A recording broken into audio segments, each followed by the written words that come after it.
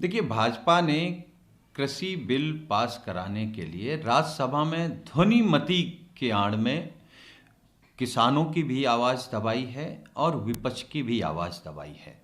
अपने कुछ धन्ना सेठ मित्रों को कृषि दे देने की साजिश करने वाली ये सरकार देश की 2/3% जनसंख्या को धोखा दिया है। और ये कृषि बिल नहीं पास हुआ है, ये आज भारतीय जनता पार्टी ने अपना पतन पत्र पास किया है राज्यसभा में। जिस देश में सारा किसान सड़कों पर हो और सरकार कह रही है हम किसान के हित में बिल पास कर रहे हैं, ये लोकतंत्र की हत्या की गई है आज। और उन किसानों को धोखा दिया गया है जो किसान इस देश की तरक्की की रीढ़ हैं।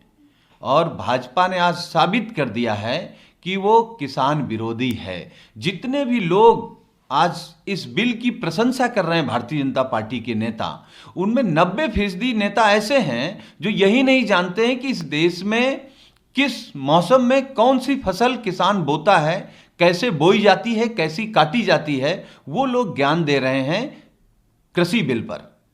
इससे ज्यादा दुर्भाग्य क्या होगा कि जिनके राज्य में बुंदेलखंड में किसान आत्महत्या कर रहे हैं, पूर्वांचल में आत्महत्या कर रहे हैं, पश्चिमी उत्तर प्रदेश में आत्महत्या कर रहे हैं, जहां किसान लगातार आत्महत्या कर रहे हों और इस बिल के खिलाफ सड़कों पर हों, आंदोलित हों, उस प्रदेश के मुख्यमंत्री को बधाई देते हुए शर्म नहीं आई?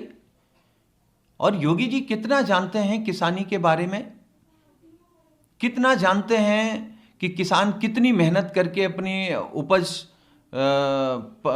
पैदा करता है? तो मुझे लगता है कि ये मजबूरी है योगी जी की कि उनको प्रधानमंत्री जी के तानाशाह इस फैसले पर केवल वो बधाई ही दे सकते हैं, सवाल खड़ा करने की हिम्मत नहीं है।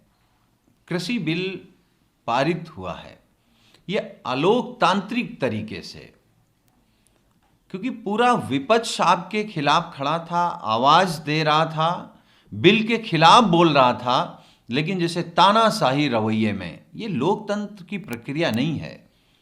आप जिसके लिए कह रहे हैं कि हम किसानों के भले के लिए बिल ला रहे हैं, क्या सरकार अंधी हो गई? सरकार को नहीं दिखाई देता कि पूरे देश का किसान सड़कों पर है, पूरे देश का किसान आंदोलित है? वो नहीं सरकार को दिखाई दे रहा है।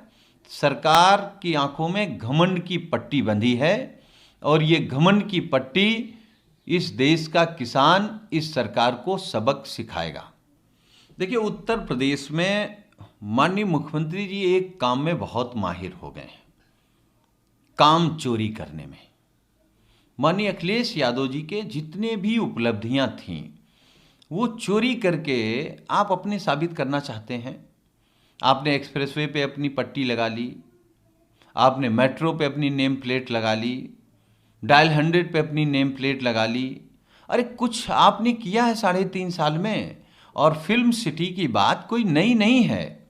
आप याद करिए 2015 में माननीय अखिलेश यादव जी ने फिल्म बंधु करके योजना शुरू की थी। अगर उत्तर प्रदेश में 70% अगर शूटिंग होती थी तो उन फिल्मों को 2 करोड़ रुपए अनुदान मिलता था। तो ये काम माननीय अखिलेश यादव जी की योजना है। इसको भी योगी जी आपने चुरा लिया। अगर आपकी मनसा अच्छी थी, आपकी सोच अच्छी थी, फिल्म सिटी आप बनाना चाहते थे, तो जो प्रस्तावित थी समाजवादी पार्टी के समय की फिल्म सिटी, आप अगर शपथ लेने के बाद उसको बना दिए होते तो आज घोषणा नहीं करनी पड़ती। अब तक फिल्म सिटी बन गई होती, यहां फिल्मों की शूटिंग शुरू हो गई होती और बहुत कलाकारों को मौका मिल जाता। क्योंकि अब तो आपके पास 16 महीना बचे हैं, आप 16 महीना की संविदा पे हैं, अब कागज पे बना सकते हैं फिल्म सिटी, जमीन पर नहीं उतार सकती योगी सरकार फिल्म सिटी। जिस सरकार की बड़ी जिम्मेदारी थी कोरोना महामारी से लड़ने की, वो सरकार कोरोना महामारी में भ्रष्टाचार करने में लग गई, लूट करने में लग गई।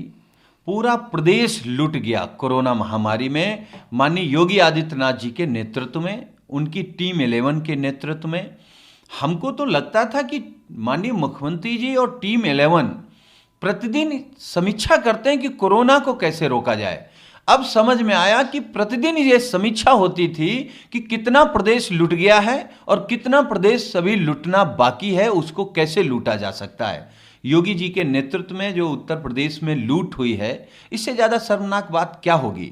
और जिस तरीके से प्राइवेट हॉस्पिटल अब लूट रहे हैं,